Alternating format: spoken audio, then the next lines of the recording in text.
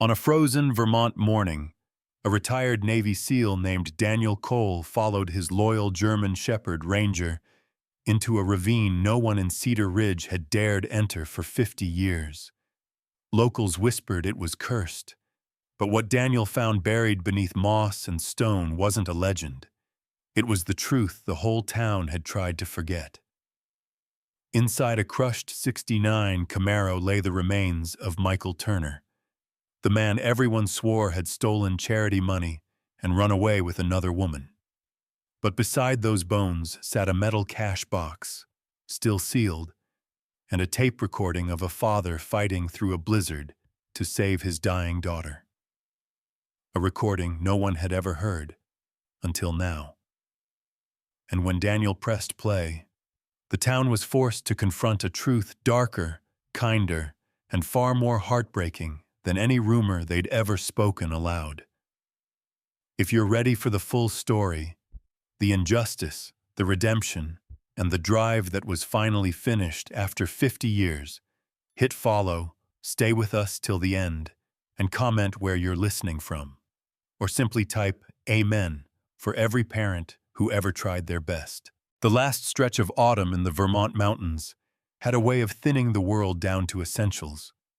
The maples that once burned with red and gold now stood mostly bare, their branches rattling like old bones in the sharp morning wind. Frost clung to everything: fallen leaves, fence rails, even the rough cedar steps of the small cabin tucked at the edge of the national forest. It was a lonely place, but for Daniel Cole, loneliness had become a familiar companion. Daniel stepped out onto the porch, pulling the collar of his flannel-lined field jacket tight against his neck. At 53, he carried the physical weight of a man who had spent most of his life fighting battles no one back home ever fully understood. He was tall, broad-shouldered, his frame still hard despite the stiffness that had settled into his knees and lower back after years in the Navy SEALs. His face was strong but weathered, the kind of face that looked carved rather than grown, with deep creases at the corners of his eyes and a square jaw dusted with 2-day stubble. His hair, once black, had faded into a mix of gray and charcoal, always a little unkempt. His eyes were a stormy blue, steady, quiet, carrying a heaviness no one could see unless they looked long enough. Losing a child could hollow a man out, and the death of his son, Tyler, had carved a canyon through Daniel's soul that never quite closed. A winter storm had grounded all flights the night Tyler's condition worsened overseas, and Daniel had been stuck in a military terminal, helpless, the clock marching past him just as it marched away with his boy's final breath. Since that night, he had retreated to Cedar Ridge, the mountains becoming his refuge from the noise of the world and from himself. The crunch of paws on frozen earth broke his thoughts. Ranger, his German shepherd, trotted up the porch steps with the confident ease of an animal built for both power and precision. Ranger was 6 years old, large even for his breed, with a thick coat of sable and charcoal fur that rippled over strong muscle. His amber eyes were sharp and intelligent, the same eyes that had once scanned hostile Cyatron. Terrain beside Daniel on missions continents away. The dog moved with a quiet, disciplined grace, trained for combat, search, and rescue, but just as capable of curling up beside the stove on cold nights when Daniel's memories pressed in too close. "You ready, buddy?" Daniel murmured, slipping on his gloves. Ranger answered with a soft huff and nudged Daniel's leg insistently, urging him into motion. They set off on their usual morning patrol along the tree line, following a narrow trail that wound through the pines and birches. The forest was still, the way it always was after the fall tourists left town. Cedar Ridge, a settlement of barely 800 people, lay a few miles down the valley, quiet as a postcard. Locals liked to say the mountains kept their secrets. Some secrets, Daniel thought, buried deeper than others. As they walked, Ranger ranged ahead a few yards, nose to the ground, tail moving with calm focus. Daniel watched the dog carefully. He trusted Ranger's instincts more than most people he had served with. The dog had saved his life twice overseas, once dragging him behind cover after an explosion, once alerting him to a sniper's position with a low, warning growl. Ranger didn't make noise unless something was wrong, which was why Daniel slowed when the dog suddenly froze. Ranger's head lifted, ears snapping forward. The fur along his spine rose in a stiff ridge. The dog released a low, throaty rumble, not aggressive but alert, tense. Daniel felt the change like a current running through the ground beneath him. "What is it?" he whispered, scanning the trees. Ranger didn't look back. Instead, he stepped off the familiar path and onto a narrow, overgrown trail Daniel had never bothered with, a trail leading toward Widow's Gulch, a steep, jagged ravine known mostly in local folklore. The old logging bridge that had once crossed it collapsed during a brutal blizzard back in the 1970s. Since then, hikers avoided it. Locals called it cursed. Ranger took 3 deliberate steps down the trail, then turned his head and locked eyes with Daniel. Nothing in that expression was casual. It was a request. No, a summons. "Ranger," Daniel warned. "Not today." The dog ignored him, a rare and unsettling thing. Ranger gave a sharp, whining bark, insistent, almost pleading, then turned and bounded down the slope. "Damn it," Daniel muttered, following. The descent was brutal. The soil was loose, the rocks slick with frost. Daniel had to brace himself on low branches and exposed roots, and twice his boots slid out from under him on the steep incline. Ranger navigated the terrain like he'd spent his whole life in these woods, stopping every few yards to make sure Daniel kept up. Breathless and sweating despite the cold, Daniel finally reached a narrow ledge overlooking the bottom of the gulch. Sunlight barely touched the ravine floor. It lay in shadow, cloaked in a cold that felt older than winter itself. Ranger waited on the ledge, tail stiff, gaze fixed on a massive, irregular shape lodged against the rocks below. At first Daniel thought it was a boulder, but as he squinted, he noticed sharp lines beneath the moss and fallen branches, edges too clean to be natural, a long horizontal form, a metal form. His pulse kicked into his throat. "Is that—" he began, but Ranger was already descending the final slope. Daniel followed carefully, boots skidding on loose shale until he reached the bottom, his breath fogging in the chilled air. Up close, the shape came into focus. A Chevrolet Camaro, late 1960s model, buried under decades of leaves, bark, and moss. The forest had tried to swallow it whole, but the car's front end still jutted out, its cracked chrome bumper rusted but recognizable. Daniel stepped closer, his hands tingling with the cold and with something far more unsettling. He brushed aside a thick layer of damp leaves caked on the driver's side window. Beneath the grime, a faint silhouette emerged. Something slumped forward over the steering wheel. His stomach tightened. He wiped harder, clearing enough of the glass to see what lay inside. A skeleton sat in the driver's seat, held upright by a tattered seatbelt. The bones were weathered but intact. The ribs caved slightly inward. The skull tilted toward the windshield, as if staring out into the darkness, even in death. On the wrist of the bony left arm, an old wristwatch clung stubbornly to the remnants of a sleeve. Its face was cracked, frozen forever at 11:58 p.m. Christmas Eve, 1975. Daniel drew back slowly, the truth hitting him with a force he hadn't expected. Cedar Ridge had its share of small-town legends, but none older or more venomous than the story of Michael Turner, the man accused of stealing a hospital charity fund and vanishing into the storm with his mistress. For 50 years, the town had cursed his name, but Turner hadn't made it far. He hadn't made it anywhere. He had died right here, 5 miles from home. Behind Daniel, Ranger settled onto his haunches beside the Camaro, pressing close to the metal as if guarding something sacred. The dog released a soft, mournful whine and lowered his head. Daniel felt the familiar tightening in his chest, the same heaviness he had felt in the terminal the night he learned Tyler was gone. The helplessness of a man too late to save someone who mattered.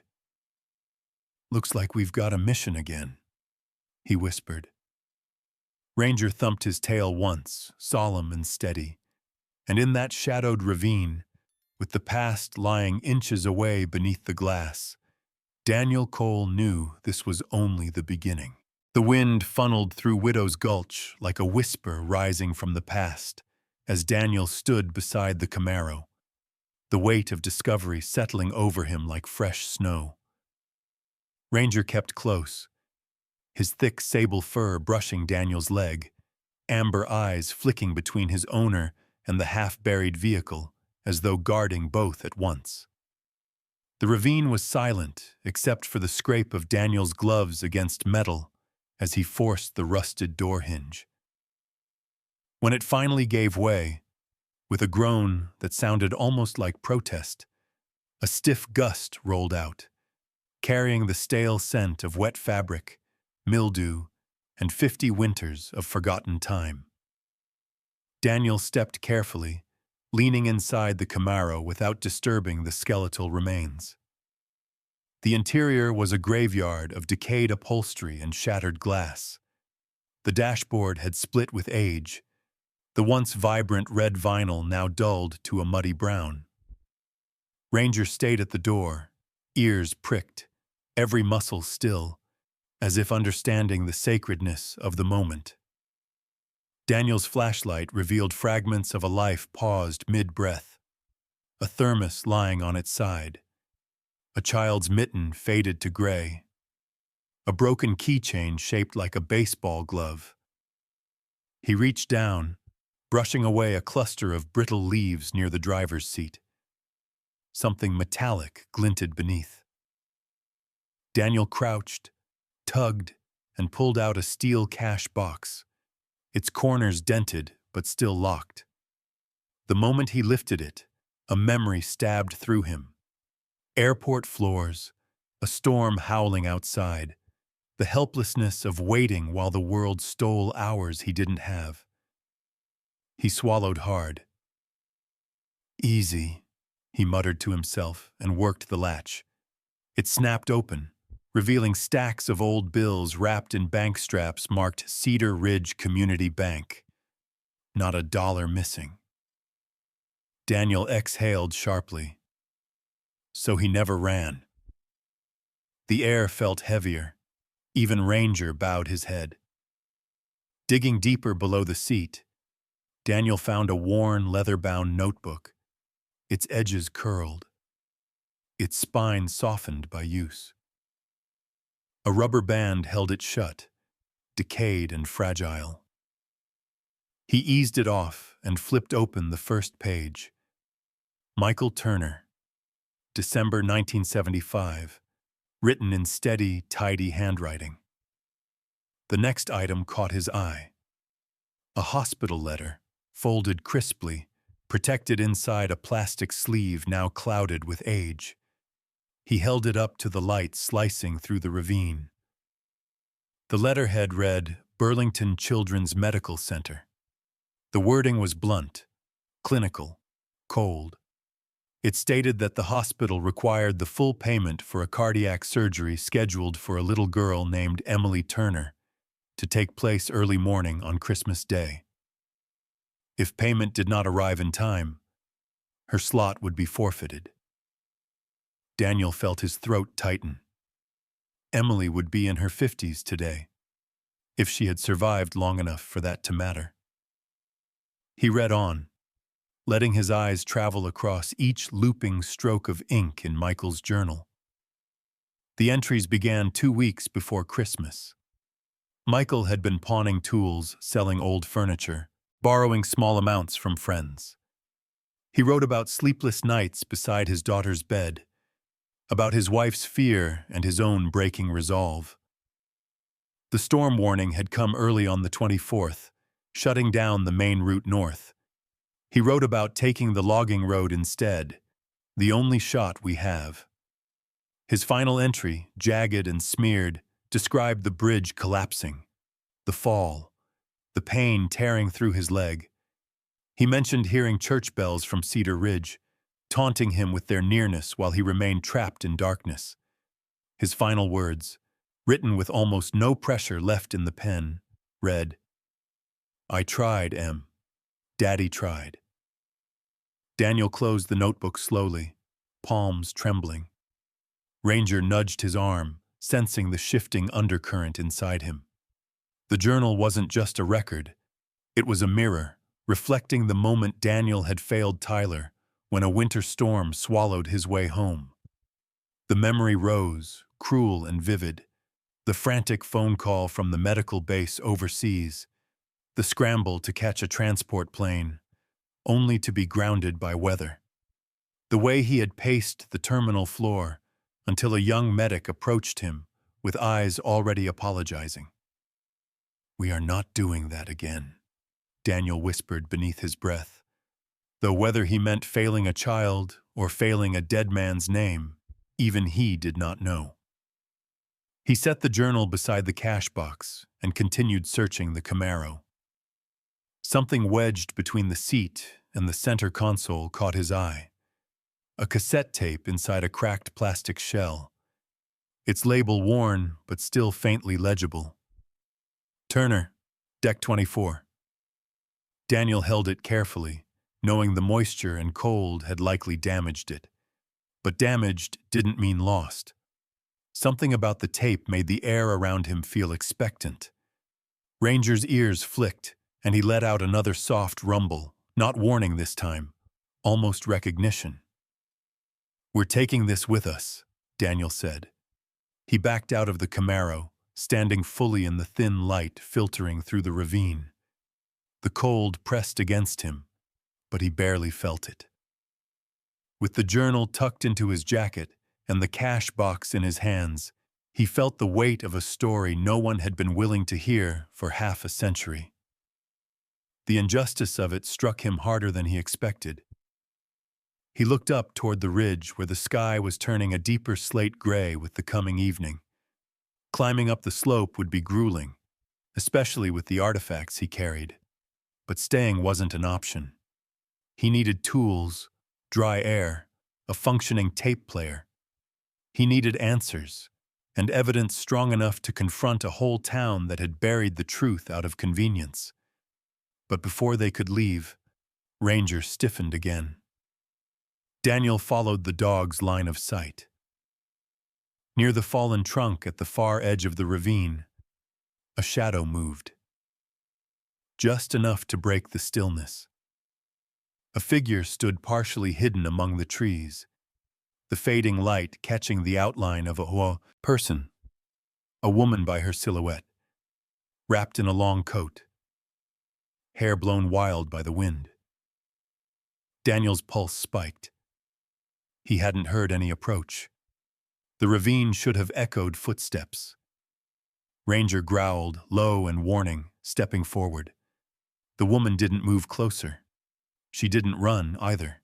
She simply watched, her posture rigid, her face obscured by distance and shadow. Daniel strained his eyes, adrenaline urging him to reach for the folding knife on his belt. "Ranger," he murmured, "stay."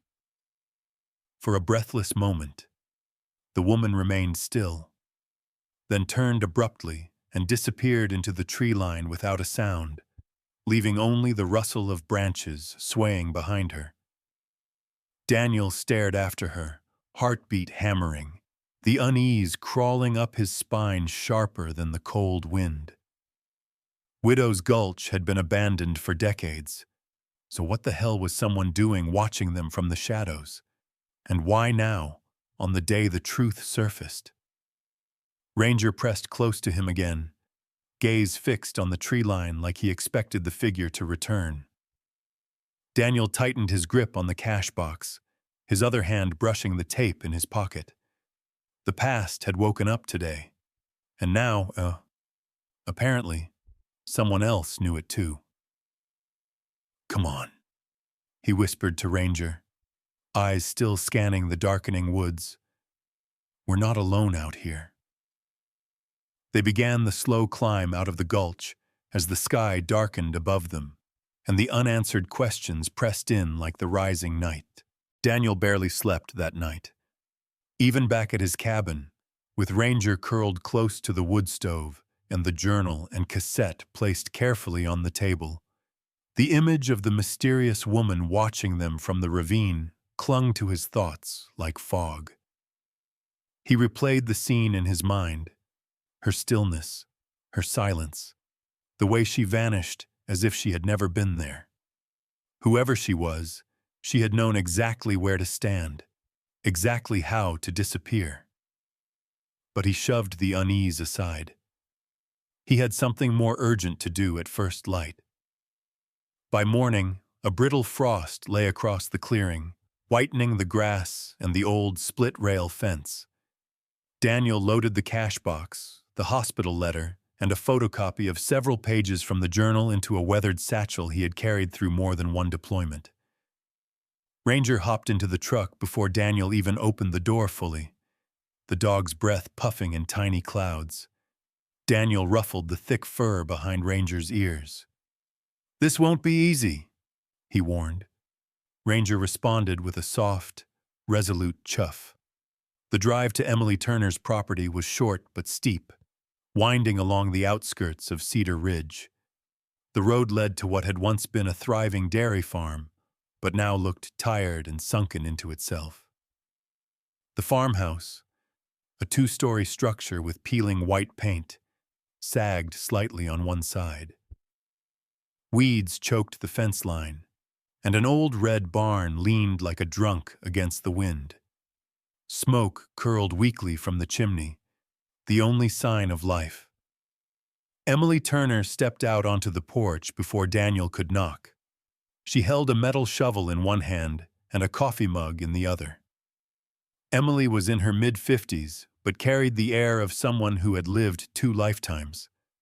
Her frame was wiry, almost gaunt, with shoulders slightly hunched, as if bracing for blows she expected long before they came. Her hair, an unruly mix of gray and sandy brown, was tied back in a loose knot, strands whipping across a face lined with deep, premature wrinkles. Her eyes were sharp, pale blue, and filled with suspicion hardened by decades of hurt. "What do you want?" she snapped before Daniel opened his mouth. Daniel kept his tone steady. "My name is Daniel Cole. I don't care who you are," she cut in. Her voice carried gravel and bitterness. "If you're here to ask about him, you can turn around. Now." Ranger stepped out of the truck, posture alert but controlled. Emily's gaze flicked to the dog, then back to Daniel, eyes narrowing. "I'm not asking anything," Daniel said slowly. "I found something yesterday, at Widow's Gulch." The coffee mug slipped slightly in her hand. She steadied it but didn't look away. "That place is off limits," she snapped.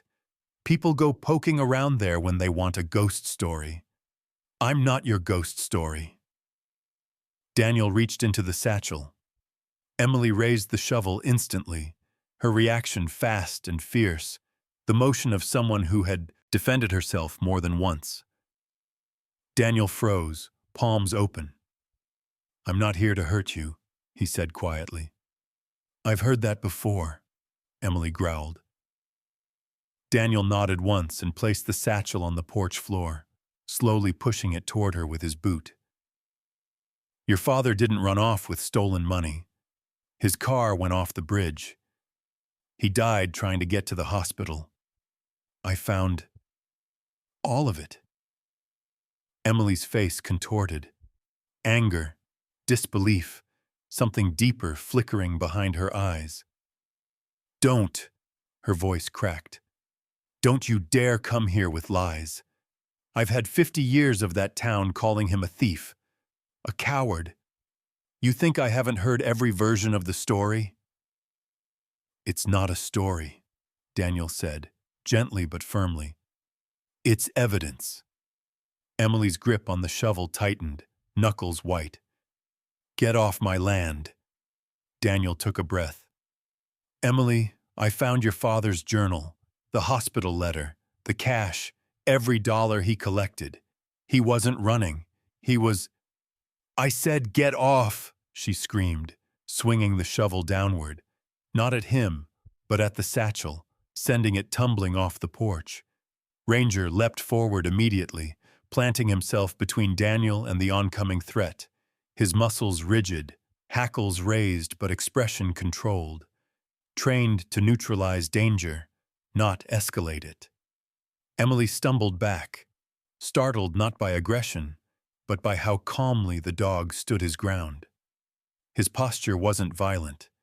It was protective, dignified, like a silent argument against her belief that everyone approached her with harm in mind.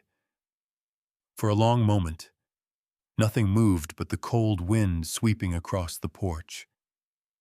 Emily's chest heaved, breath shaky, her fury breaking into something raw. She looked at Ranger, then Daniel, then the satchel lying in the frost. You don't know anything about what this town did to my family, she whispered hoarsely. My mother died believing he abandoned us. And me? I've been spit on, shoved, called a thief's daughter. So no. I won't listen to some stranger who shows up after 50 damn years.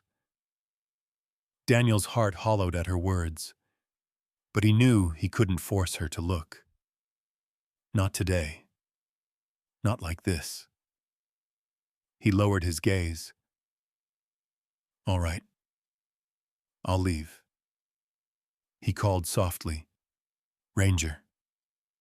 The dog retreated at once. Emily stood motionless as they walked back to the truck. Her lip trembled, just once, before she turned away and slammed the door.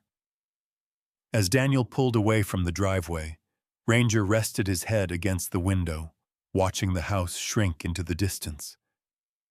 Daniel felt the failure settle over him like a second skin. Words had never been enough, not when he lost Tyler, and not now. He needed more than evidence. He needed someone who could help him turn a half-century of lies into truth.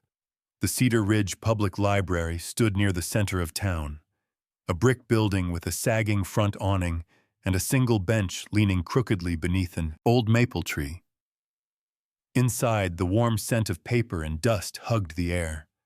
The librarian's desk was manned by Olivia Brooks, a young woman who looked almost too modern for the old building. 28, maybe 29, Olivia had long, chestnut-brown hair tucked into a high ponytail, glasses with thin black frames, and a style that mixed thrift store sweaters with bright sneakers. She radiated a quick, restless intelligence, as if her mind ran faster than her body could catch up. "What can I help you find?" she asked, pushing her glasses higher on her nose. Her voice was friendly, but carried a curious edge. Daniel pulled a chair over.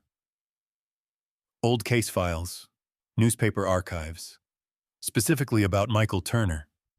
Olivia's eyebrows arched. Trying to dig into the town's favorite scandal? Most folks don't touch that one. I found his car, Daniel replied simply. Olivia stopped typing. What? Daniel waited. She blinked again. No, wait. You're serious. She leaned forward, eyes widening with a mix of fascination and outrage.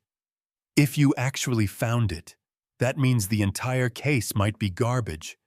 The town crucified that man. Ranger, lying at Daniel's feet, lifted his head when Olivia approached. She smiled at him and stretched out a cautious hand. Hi, handsome. Ranger accepted the greeting with a single, respectful blink. Olivia turned back to Daniel. Okay, tell me everything. Start from Widow's Gulch. Daniel recounted the events carefully, watching Olivia's face shift from disbelief to determination. She typed rapidly, pulling up marriage certificates, archived newspapers, old police notes. Look at this, she said, swiveling the monitor toward him. Karen Miller, the supposed mistress, married a guy in Ohio in 1974. She wasn't anywhere near Vermont. She clicked again. And the sheriff's department barely investigated. They blamed the storm and called it closed. She shook her head. This is sloppy and unfair. Daniel nodded. I need help. Someone who knows how to get the truth heard. Olivia leaned back, arms crossed. You just found the right person. She smirked. I run a small true crime podcast. Local stuff only.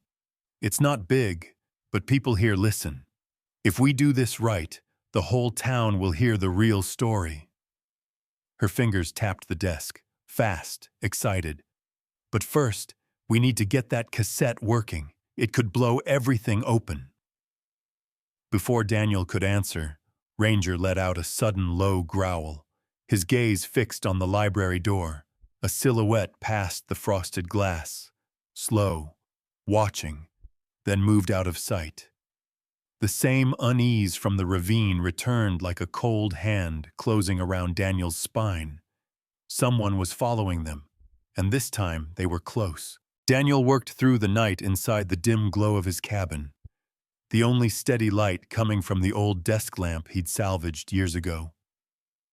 The cabin smelled of pine resin, old books, and wood smoke.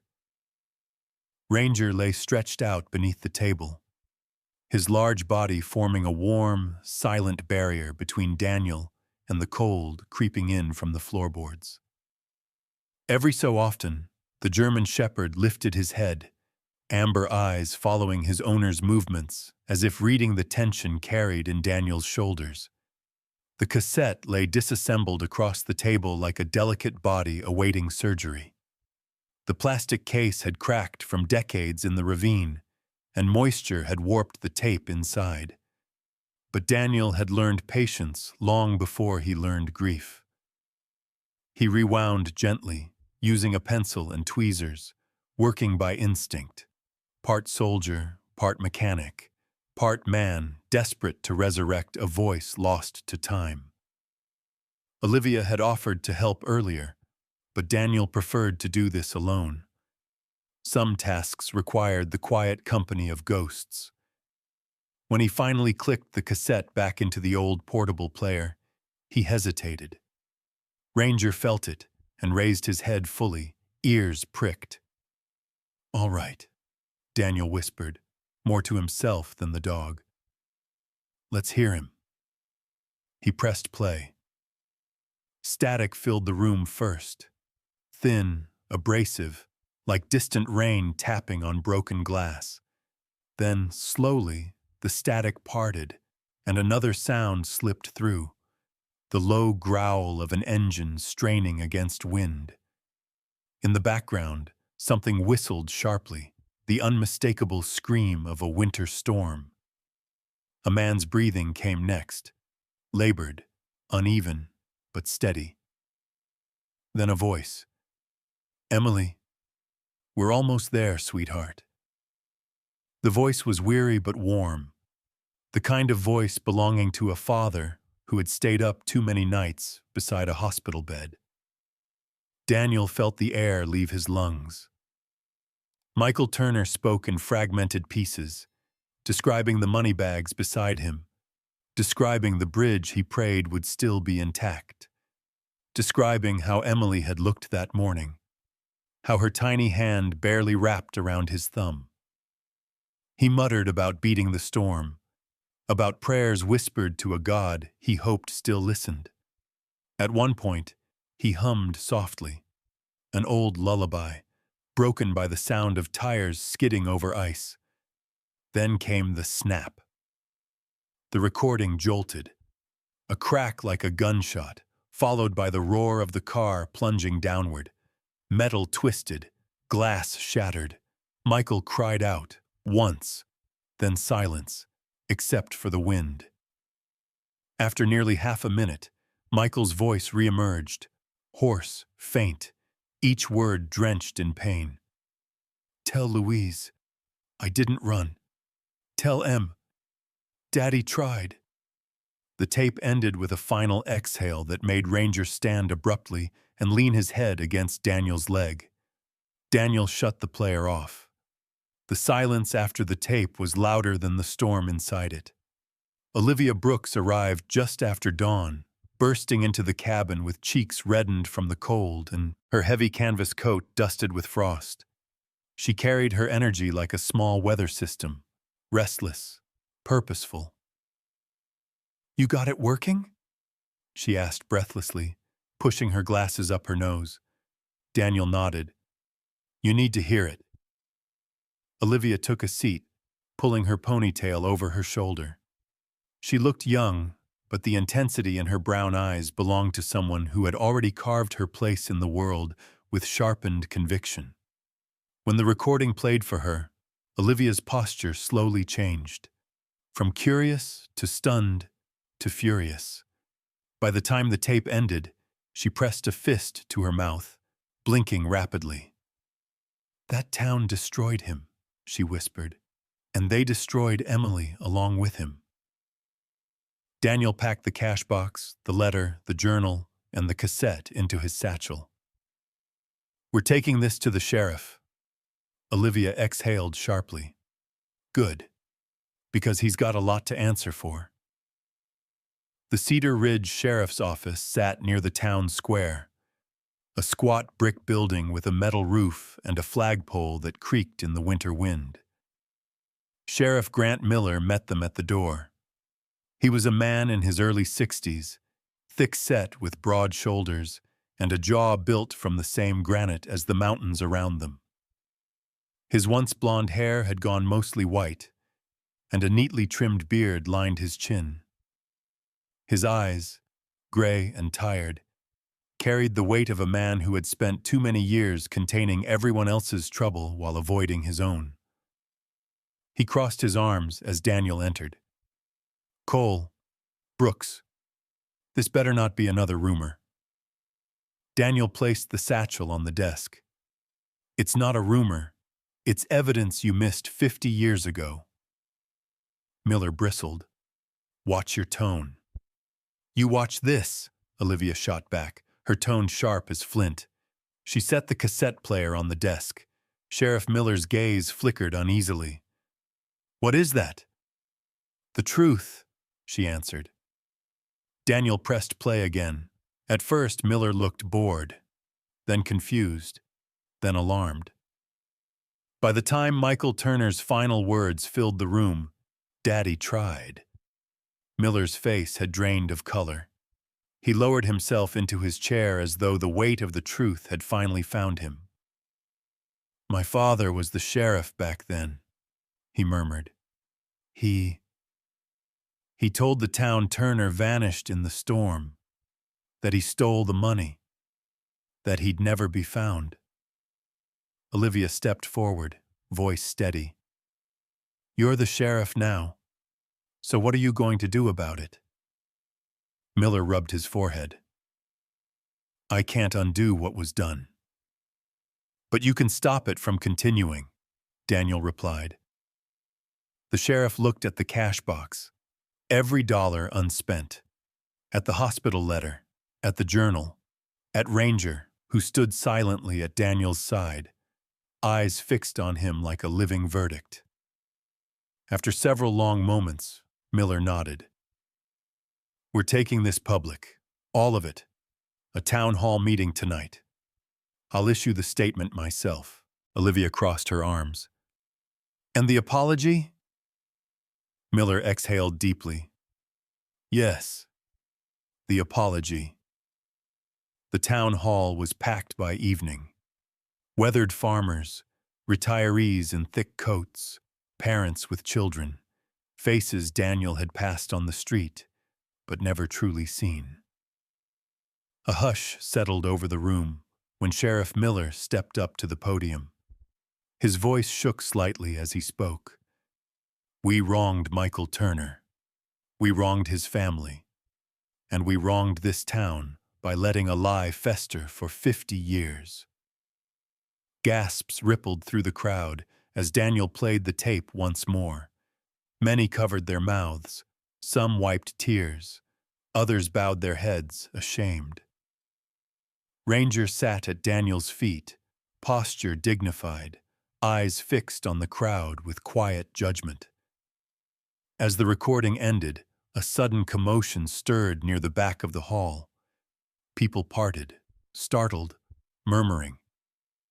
Daniel turned, heart jolting. Emily Turner was standing in the entrance, her face pale, her hands trembling, her eyes locked on Daniel with a storm of emotion he couldn't decipher. But behind her, half hidden, stood the same mysterious woman from the ravine. The morning of Michael Turner's funeral broke cold and clear, the kind of crisp Vermont winter day where breath turned to vapor the moment it left your lips. The mountains surrounding Cedar Ridge stood solemn and unmoving, watching over the small town the way they must have when Michael first disappeared. Daniel arrived early with Ranger, who walked beside him with calm dignity, his thick sable fur catching the pale morning sun. The cemetery lay on a gentle hill overlooking the valley, marked with weathered stones and tall pines that whispered whenever the wind passed through. Workers had already placed Michael's casket, simple oak, modest, respectful, beside the grave of Louise Turner, his wife. Louise's headstone was a small gray slab, worn around the edges, the lettering softened by decades of storms. Someone had brushed away the snow from its surface, revealing her name in full. Daniel wondered if Emily had done it, perhaps in the quiet hours before dawn. People began to gather slowly. At first, only a few. An elderly couple whose stiff posture suggested regret more than grief. A handful of local veterans standing in a loose formation, most of them older men with thick coats and medals gleaming faintly beneath wool scarves. Among them was Paul Henderson, a retired Marine in his 70s with a barrel chest and a weather-beaten face framed by a snowy white beard. Paul had always been known as gruff but fair, a man whose worldview had been shaped by 2 tours in Vietnam and a lifetime of hard winters. He gave Daniel a nod, firm, respectful. Ranger sniffed his glove and seemed satisfied. Sheriff Grant Miller arrived next, his sheriff's jacket zipped tight, the brim of his hat casting a somber shadow across his face. He carried himself with the heavy gait of a man who had spent the night confronting his father's legacy and the cost of silence. His shoulders, broad and normally imposing, seemed to slump with the weight of apology. Olivia Brooks was right behind him, bundled in a long green coat and colorful knit scarf. She looked younger than ever in the winter light, her cheeks flushed pink and her ponytail streaming behind her like a banner. In her hands she carried a portable recorder and a small tripod, ready to document what she called a moment of historical correction. Even now her eyes were bright with conviction, the kind of righteous fire that made Daniel quietly grateful she had entered this story at all. Then Emily arrived. She walked slowly, supported by no one, though her steps were careful and stiff. She wore a black wool coat several sizes too large, as though it belonged to someone she once loved. Her hair, unbrushed but tied loosely, framed a face transformed, not by peace but by truth. For the first time she walked with her head lifted, not bowed. In her arms she carried a folded American flag, the same flag resting on her father's casket. Daniel stepped toward her, but she lifted a hand, slightly, not stopping him, only steadying herself. "Thank you," she whispered, "for bringing him home." Daniel nodded. Ranger brushed his head gently against her knee, a small gesture that made her exhale shakily. The ceremony began with a short prayer from Pastor Raymond Harris, a thin, gray-haired man in his mid-60s with gentle eyes and a soft voice. He was a wiry figure, with narrow shoulders and hands that trembled slightly as he held his worn leather Bible. Harris had served Cedar Ridge for nearly 40 years, known for kindness more than charisma, and his presence lent a quiet dignity to the moment. After the prayer, Sheriff Miller stepped forward. His voice cracked once, but he steadied himself. "We failed you, Michael Turner," he said, projecting across the hill. "We failed your wife, and we failed your daughter. Today, we acknowledge what we should have acknowledged 50 years ago, that you died a father trying to save his child, not a man running from his life." He turned to Emily, who stood rigid, eyes shimmering. "No apology can make up for the years stolen from you," he continued. "But the truth belongs to you now, and we stand beside you."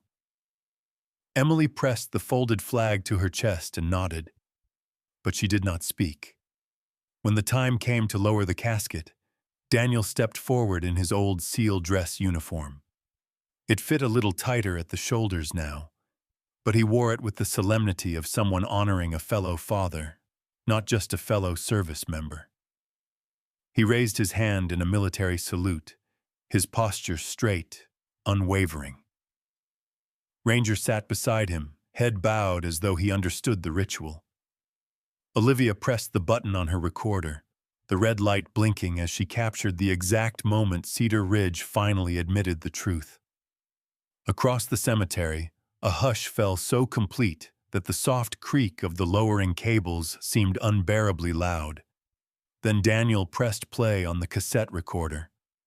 Michael Turner's voice, faint, cracked, exhausted, filled the air. "Emily, we're almost there. Daddy tried." A sob escaped Emily's lips, sharp as broken glass. She covered her mouth, her shoulders shaking. Several townspeople lowered their heads, some openly crying, others stiff with remorse. The lullaby that followed drifted across the cemetery like a ghost finally finding peace. When the recording ended, the mountains themselves seemed to exhale. That night, Cedar Ridge glowed. The townspeople began their quiet procession at dusk. One by one, residents walked the old dirt road toward the Turner farmhouse, carrying candles or lanterns, or small bouquets wrapped in twine. They placed them along the roadside, lining the path with warm, flickering lights that stretched for half a mile. Children helped set jars onto the snow. Elderly neighbors shuffled slowly, but insisted on adding their own candles, whispered apologies falling softly into the cold evening. Daniel and Ranger watched from the fence line as Emily stepped outside her front porch, the runway of light stretching from her door to the base of the hill. She clutched the folded flag against her chest as the townspeople bowed their heads to her, one by one. "No speeches," Olivia whispered beside Daniel. "Just presence. That's how small towns apologize." Daniel nodded. He understood. In the days that followed, Emily met with Olivia to establish the Michael Turner Heart Fund, dedicating the recovered $50,000 plus donations pouring in from across the county. Paperwork covered Emily's kitchen table, and Olivia helped translate legal jargon into clear steps, her fingers flying across her laptop while Emily tried her best to keep up. The fund would cover emergency costs for families of children needing cardiac surgery, ensuring no parent would ever again gamble their life against a snowstorm for a hospital bill. Podcasts, local radio, small papers, all began telling Michael's real story. Cedar Ridge was changing, and yet Daniel knew his part was drawing to an end. Emily invited him to stay. "There's a small cabin in the back pasture," she said. "It needs work, but it could be a home. You and Ranger would be welcome." Daniel felt the offer settle into him. Warm, tempting. A second chance at belonging. But belonging wasn't the same as healing. "I think," Daniel said quietly, "there are other roads I'm meant to walk before I settle anywhere." Emily nodded, tears soft but understanding. "Thank you for finishing my father's drive." Daniel placed a hand on her shoulder. "You finished it too." The next morning, Daniel loaded his truck.